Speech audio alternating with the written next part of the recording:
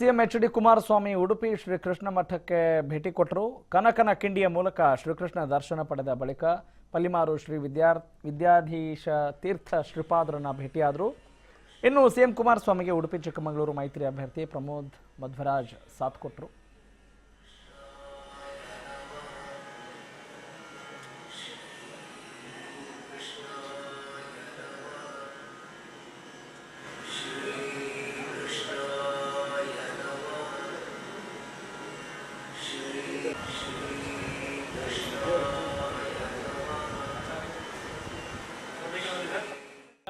ಚುನಾವಣೆ ಬಗ್ಗೆ ಅಲ್ಲಿಯ ನಮ್ಮ ಪಕ್ಷದ ಕಾರ್ಯಕರ್ತರ ಮೇಲೆ ಡಿಪೆಂಡ್ ಆಗಿದ್ದೀನಿ.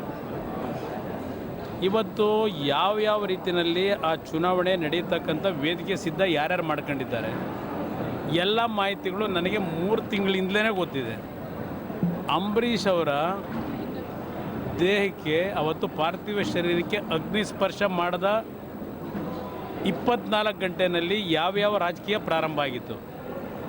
ಮಂಡ್ಯ ಜಿಲ್ಲೆಯಲ್ಲಿ ನಮ್ಮ ಪಕ್ಷವನ್ನು ಸಂಪೂರ್ಣವಾಗಿ ಇವತ್ತು ನಿರ್ನಾಮ ಮಾಡಬೇಕು ಅಂತಕ್ಕಂಥ ನಿಟ್ಟಿನಲ್ಲಿ ಯಾವ ರೀತಿ ಹೊರಟಿದ್ದಾರೆ ಯಾರ್ಯಾರು ಎಲ್ಲ ಮಾಹಿತಿಗಳಿದ್ದಾಗ ಯಾರ ಬಗ್ಗೆ ನಾನು ಯಾಕೆ ಚರ್ಚೆ ಮಾಡಲಿ. ನಾನು ಚಲುವರಾಯಸ್ವಾಮಿ ಬಗ್ಗೆ ಇಲ್ಲಿವರೆಗೆ ಏನೂ ಮಾತಾಡಿಲ್ಲ. ನಾನು ಹೇಳಿರ್ತಕ್ಕಂಥದ್ದು ಕೆಲವು ಬೆನ್ನಿಗೆ ಚೂರಿ ಆಗ್ತಕ್ಕಂಥ ವ್ಯಕ್ತಿಗಳ ಜೊತೆ ಯಾಕೆ ಮಾತಾಡಬೇಕು ಅಂತ ಹೇಳಿದ್ದೇನೆ. ಚಲುವರಾಯಸ್ವಾಮಿಯವರು ಅವ್ರಿಗೆ ನಾನು ಮಾತಾಡಿದ್ದೇನೆ ಅಂತ ಅವ್ರು ಯಾಕೆ ಅನ್ಕೋಬೇಕು? ಅದನ್ನು ಅವ್ರ ಹೆಸರು ನಾನು ಹೇಳಿದ್ದೀನ? ನಾನೆಲ್ಲೂ ಹೇಳಿಲ್ಲ.